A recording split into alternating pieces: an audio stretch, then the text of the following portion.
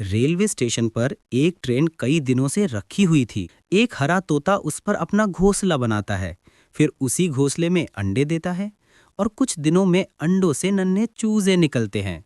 तोता खुश था। एक दिन तोता दाना लेने जाता है, तभी अचानक ट्रेन चल पड़ी और काफी दूर निकल गई। जब तोता आता तो देखता है कि ट्रेन वहां नहीं होती है। तोता अपने बच्चों को हर तरफ ढूंढने लगता है। ट्रेन जा चुकी थी। तोता उदास एक पेड़ पर बैठा होता है।